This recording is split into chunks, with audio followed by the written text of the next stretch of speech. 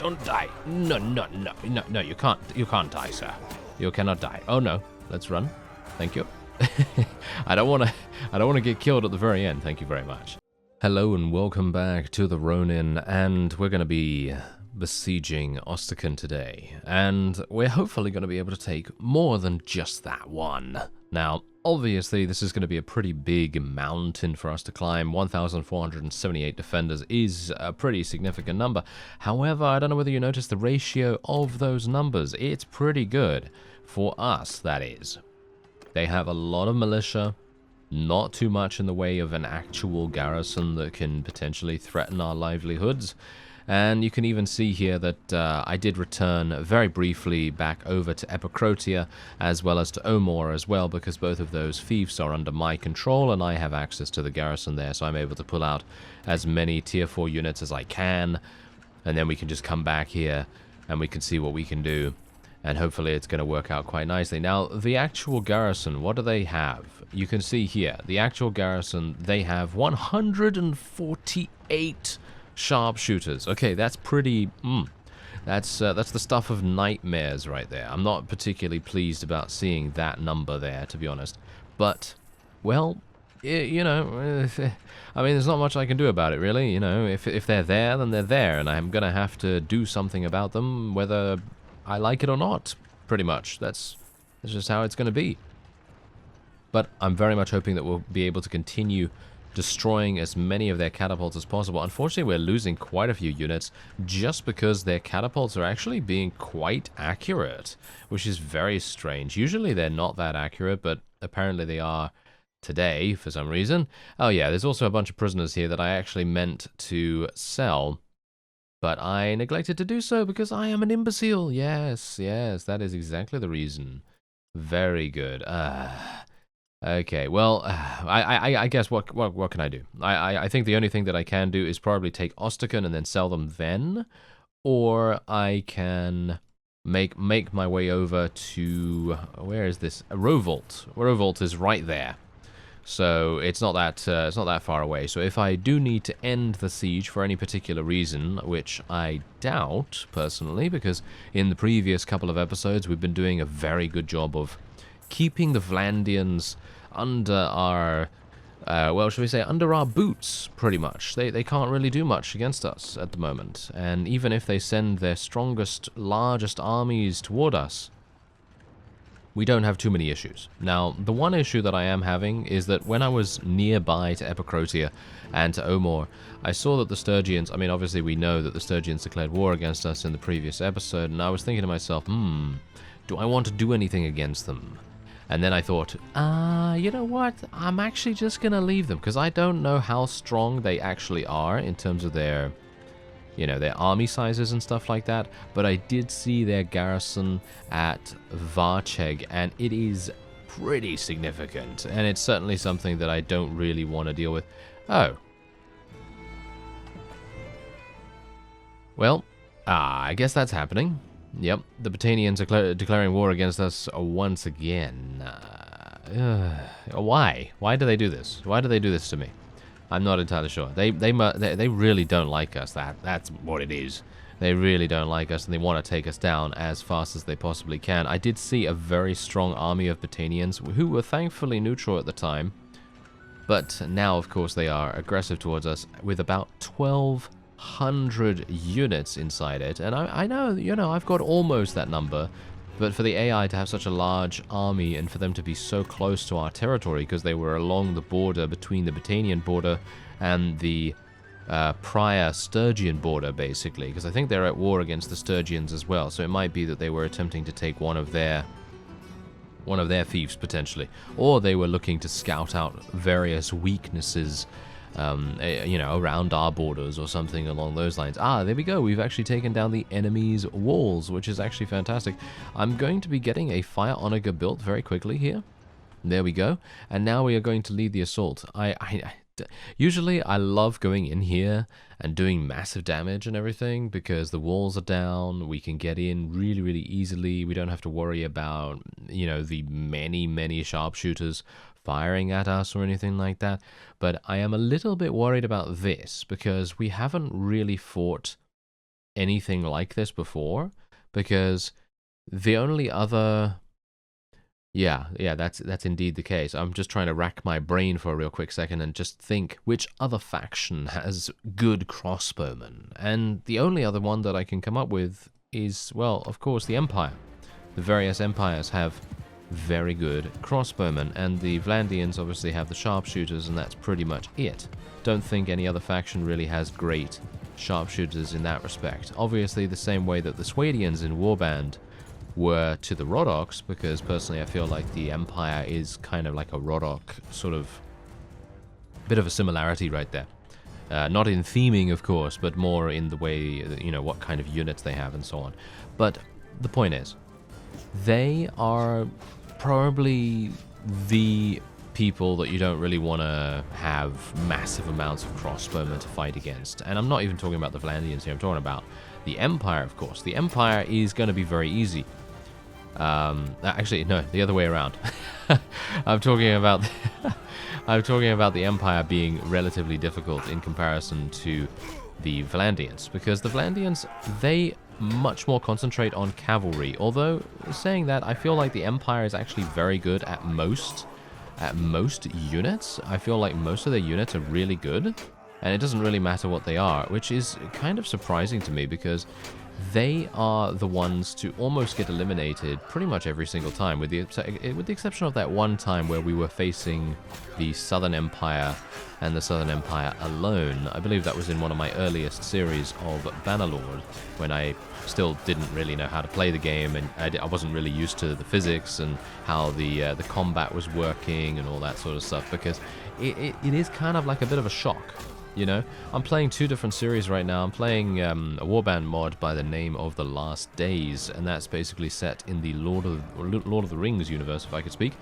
And basically what that means is I'm obviously having to deal with the old combat mechanics and all that stuff. You know, all the little intricacies and the eccentricities of the Warband engine. And personally, I'm not finding it that difficult to change between the two games anymore. I used to find it very difficult to go from Warband to Bannerlord when I first initially started playing Bannerlord. So if you do watch one of my earlier series in Bannerlord, and you think to yourself, why is he so bad at combat? Well, that's the reason. That's the reason. It takes me a little bit of time to get used to some things. But you can see here, I mean, obviously, we're not really having any problems here in terms of attacking these guys, because they're not actually attacking me back. But you've seen me fight. Sometimes I'm okay, sometimes I'm terrible, sometimes I'm pretty good, you know, not bad, you know. Don't really want to pat myself on the back too much, but still. It's a lot better now than it used to be. So what I'm just trying to say is, if you do watch those earlier series where, you know, I have, you know, I had the only enemy being the Southern Empire at the very end. I think that was the very first series, actually, where we were without mods almost completely up until the last couple of episodes, because I was trying to fix a couple of issues I was having, most specifically with being able to execute most of the enemies around there, because I found that obviously in the very early version of the game there wasn't really any diplomacy. There's no diplomacy, there's no real option but taking people prisoner and then executing them, and that's what I found was pretty much the only option. Now, we've done it much more efficiently in recent times, where we were able to eliminate most enemies and indeed execute them and take out entire factions that way. However, back then, basically what would happen is new clans would come up, because it would take me a very long time. It was basically like a one-man army kind of situation, because I created my own faction in that eventually, after staying with the Vlandians for quite some time. I've got to be a little bit careful here as well, because I'm being outnumbered quite heavily. And yeah, so I stayed with the Vlandians, and then I decided, okay, I'm going to create my own faction, because a lot of people wanted to see that. I also wanted to see that. You know, I wanted to experience a little bit of leadership of my own faction, see what kinds of mechanics had been implemented in the new version of the game. You know, Bannerlord being new and everything was very, very exciting. Unfortunately, there didn't seem to be that much in the way of diplomacy, as I said. So, generally, I decided, okay, I've got my own faction, I'm up against the Vlandians, because I obviously declared war against them, because they were the only ones that I could really fight. The Southern Empire owned pretty much like, what, I don't know, 80% of the map at that point. I know, it's kind of hard to believe now, but yeah, they did own that much of the map. Pretty crazy, right? Yeah. Anyway, the point is that eventually what I then decided to do was I decided to start executing everyone that I came across, because I couldn't persuade anyone to join me. I had a very low charm skill. I wasn't using Bannerlord tweaks or anything like that, so obviously all of my skills were very difficult to level up and everything, and they hadn't really balanced the experience gain at that point either. I feel like they've maybe done a little bit of tweaking on that regard, because in my Duelist series, that actually worked quite well, surprisingly. Having no mods whatsoever in that series, apart from very superficial ones that made no difference to actual gameplay, it really did make a huge difference. I'm actually going to tell everyone to charge in here. I feel like I should have done that much earlier, but I was kind of concentrating on fighting. Let's do this. Ah, don't die, sir. You cannot die, Byron. There we go. Yes, murder him. Okay, oh, don't get shot now. Ow, ow, ow! He hit me on the head, didn't he? He hit me in the face. That was not very nice. Okay, well, all my guys are going to be coming in here, and as you can no doubt tell, we seem to be all right. I mean, in terms of our ratios and everything like that. Let's go out here. I'm just going to let my eyes get used to the brightness as we exit, because I don't really want to just run off the edge of the wall or something like that. That would be kind of terrible. This guy was standing completely still, and I absolutely missed him. And then the guy that's moving from right to left, oh yeah, that's absolutely fine. Then I can hit him. Weird. That always happens to me. Yeah, so anyway, the point is that, yeah, so I created my own faction, and then I was up against the Vlandians, and I was executing everyone in sight. And then eventually, I came to a point where I couldn't really do anything but execute more and more and more. And then something happened. I got to a point where there were no other clans that I could find to execute. And I had basically executed 99% of the vassal population in the game. It's pretty interesting, so give it a watch if you want to. It's probably called, like, let's play ModLib, Bannerlord, you know, just the regular one. And it's got a pretty sort of classic thumbnail to it as well if you want to see it. But yeah, you can just sort by date or something in my playlist. Ah, don't die. No, you can't die, sir. You cannot die. Oh no, let's run. Thank you. I don't want to get killed at the very end. Thank you very much. But yeah, so I tried to install some mods, and I tried to fix it using the console and stuff like that, because what would happen is I would take the last remaining vassals. They were literally, like, I don't even know, probably like 4 or maybe even 5 vassals still remaining, and this is out of, like, I don't even know how many were in the game at that point, but there were basically just a handful of vassals, and every single time I take one of them prisoner, the game would crash, and I had no idea how to fix this. So I decided, okay, I'm going to try and get a mod to fix it. Didn't work. Tried to get console to fix it. Didn't work. It was still crashing. So it was literally just a fault with the game that I couldn't really do anything about, which was a huge shame. But, you know, that's what happened. So we basically just called it a day, I guess. And we did pretty well, I gotta say. I feel like we did pretty well, because there were some extremely hairy moments. And I'm talking about, you know, one guy up against like 800 people, 600 people trying to besiege the one fief that we had under our control at that point. It was extremely risky, and yeah, super exciting at the time as well. Anyway, there you go. 38 losses. Actually, not even that bad. Pretty good, comparing ourselves to the previous couple of sieges that we've had, where we did lose quite a few more than that, actually. So anyway, let's see if I can maybe get a bound crossbow. I haven't forgotten about that. And I also haven't forgotten about potentially getting that woman to marry us, the 21-year-old or something. I can't remember her name now, though. That's the problem, you see. Can't remember her name, but I'm pretty sure we can find her if we take a look at the women who are not married at the moment. It would probably make sense for us to do that. Although, as I say, we are kind of busy. We are kind of busy, which is a little bit of a problem here and there. Okay, so what I'm going to do first off is I'm literally just going to go into the dungeon, I guess? Yeah. I'll just go into the dungeon, place these guys in here, Gonna place every single person in here that I can, because these guys are actually slowing me down, if you can believe it. Yeah, they are actually slowing me down a pretty significant amount, so we're just going to basically... Should we just put all of them in here, actually? Why am I even clicking them singularly? That is kind of stupid of me. Anyway, there you go. We're just going to put them all in there. Hopefully they're not going to get... Hopefully this is not going to get taken. That's the one thing that I have to be a little bit careful of, so I'm kind of a bit worried, to be honest. Should we go in there again and like put some people in there or something? I'm not entirely sure. Let's give it to this guy. He seems to be pretty good at what he does. As you can see, he's got a huge amount of territory, and I can only hope that he doesn't leave us at some point. And now I've jinxed it, and he's probably going to leave in about 2 seconds, but hopefully not. All right, so what we're going to do now is we're going to look out for Osterkon potentially being under siege, but obviously as for some reason they made this wonderful design decision where you are unable to move the camera while you're in a siege, while you're attempting to siege something, that is. I'm not entirely sure why they decided to do this. I can't move it from my position. It's completely locked. And yeah, I don't know why the developers decided on that. I feel like that is kind of counterintuitive. It feels a bit weird to me to do that, because information is power, I guess you could say, and generally it would be a nice idea for me to be able to see exactly if Osterkon or various other fiefs are actually under siege at the time.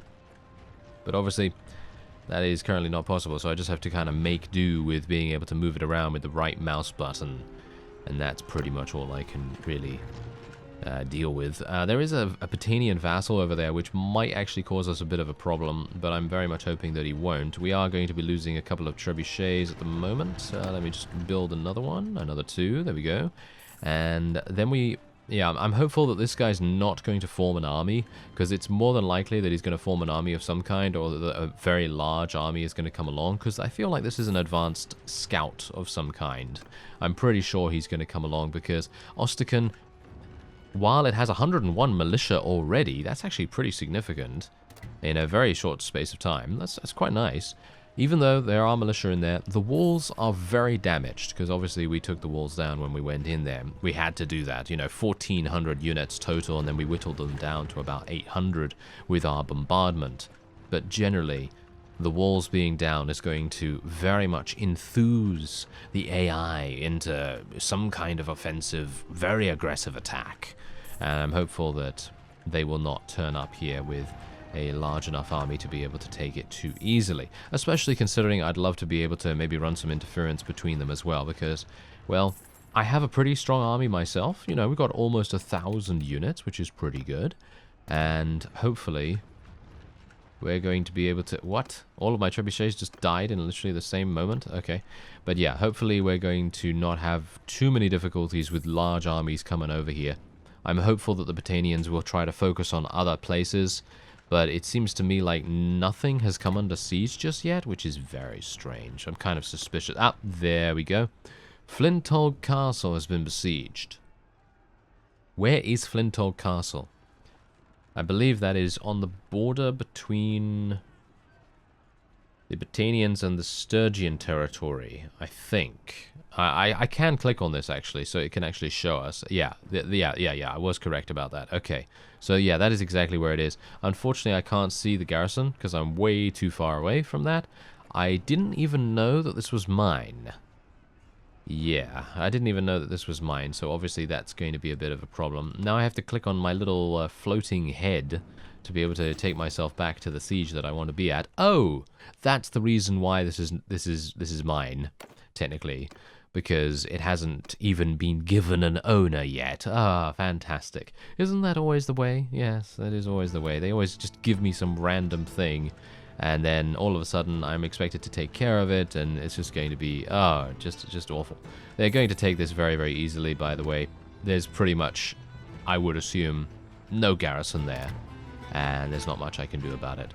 Alright, well, that's absolutely fine. I'm wondering whether I should just go in here with siege equipment, or should I wait until the walls are down? Now that's the big question here, because if I wait until the walls are down, it is going to be much easier for us to sustain pretty much no casualties, or very, very few casualties. But if I don't, then it's going to provide a much better defense if enemies were to come and try and retaliate against us. But I think my mind is made up, and I'm just going to go in there and make it easy on my offensive forces, and we can maybe run some interference between an attacking force and the castle if need be, because it might not even happen, you know what I mean? So I'm kind of sacrificing units for nothing if I just go in there and I jump the gun a little bit. So there we go. All right, let's do it. Let's go in. We have 353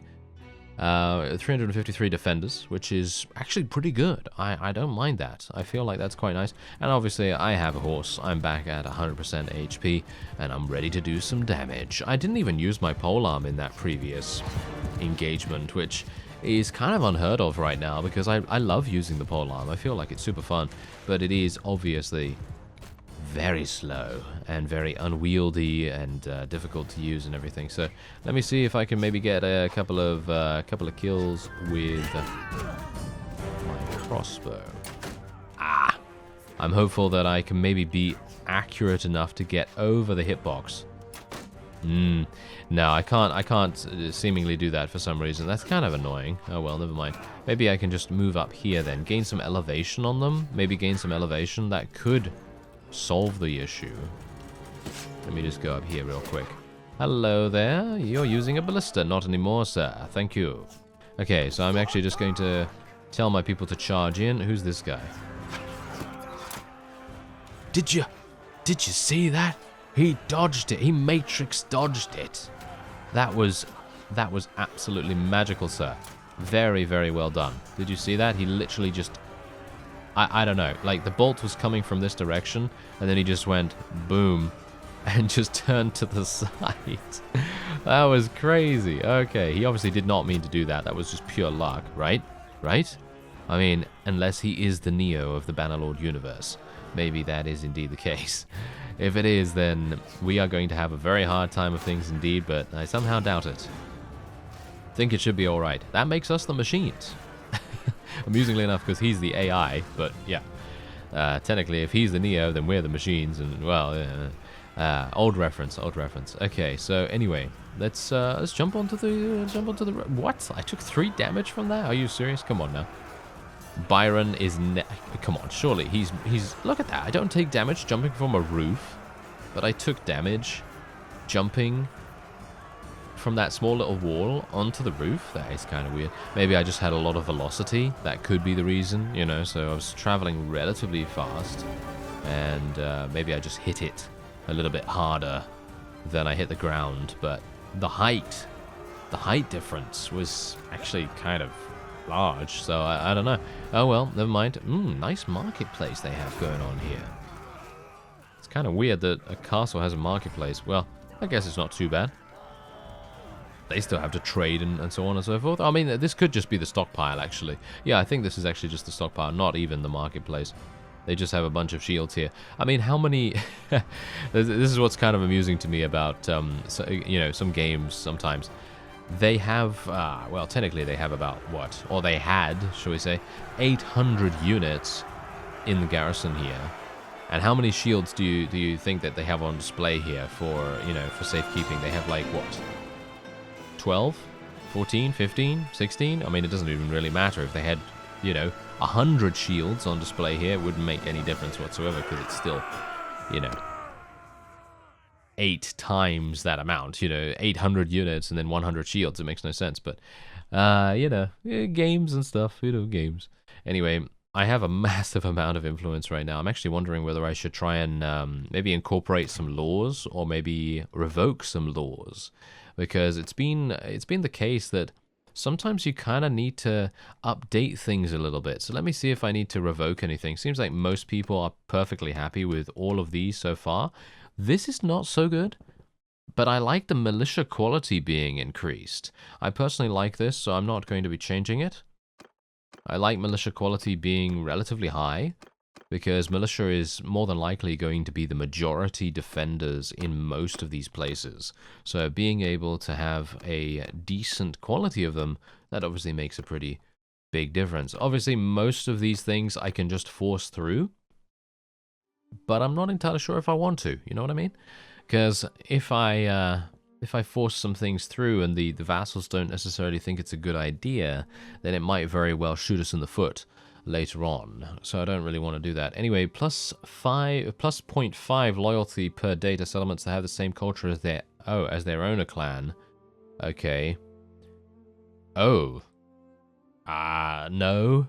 This is actually terrible. This is an actual terrible policy to have. I'm not entirely sure why 53% of people are saying that they want to do this, because, yeah, sure, you know, most of the people that may join us, I guess this is really good if you're like a persuasion-based character and you're very friendly with everyone and you haven't really declared war on too many people. So, you know, if you've just kind of kept to yourself and you've just tried to persuade a couple of vassals to join you and everything, and you're just going on from there, then I think that this is pretty cool, because that means that those vassals that join you are, if it's in wartime potentially, then they're going to be bringing their fiefs over to you, and then they're obviously going to have the same culture and so on. So that obviously makes sense, but that is very difficult to do in the first place, so it's a bit of a weird dichotomy right there. I'm not entirely sure whether they